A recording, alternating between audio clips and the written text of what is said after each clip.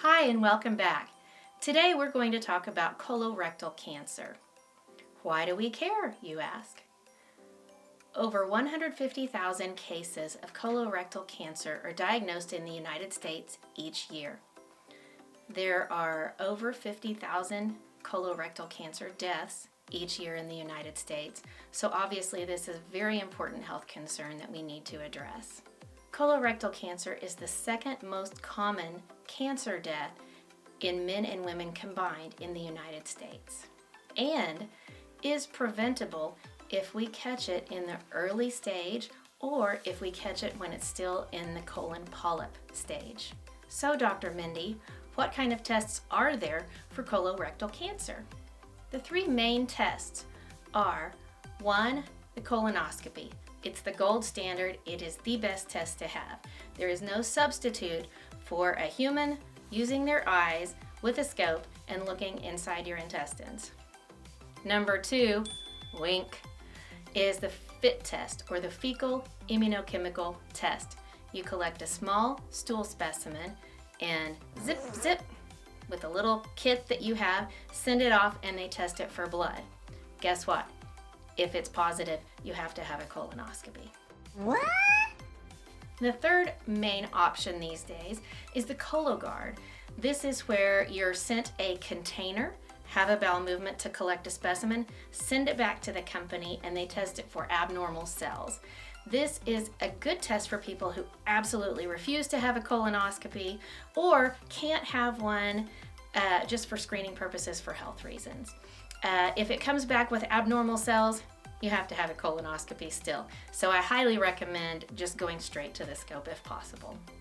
In recent years, the USPSTF, which means the United States Preventive Services Task Force, lowered the age of colonoscopy from 50 to 45.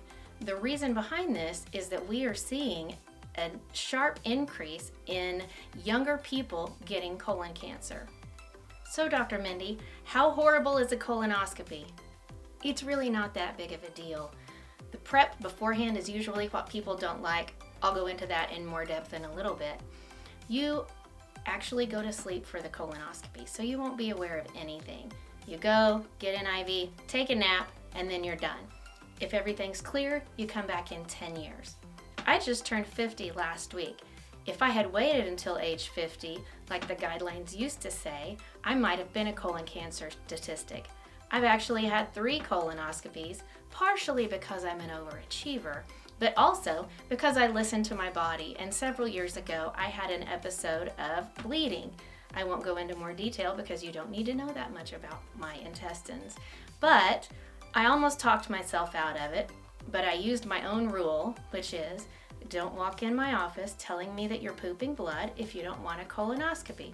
So I took a day and took care of myself and found out that I had 3 precancerous polyps. One of them was over 2 centimeters, which is pretty big when you're talking about colon polyps.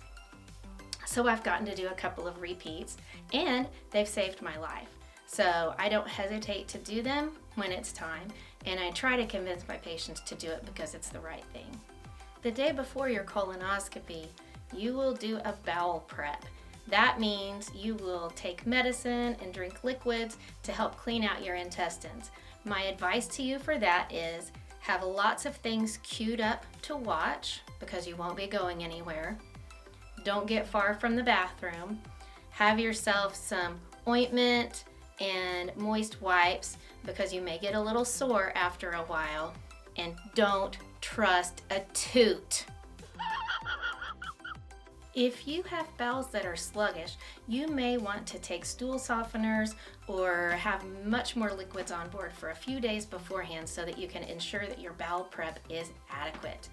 Take your intestinal health seriously.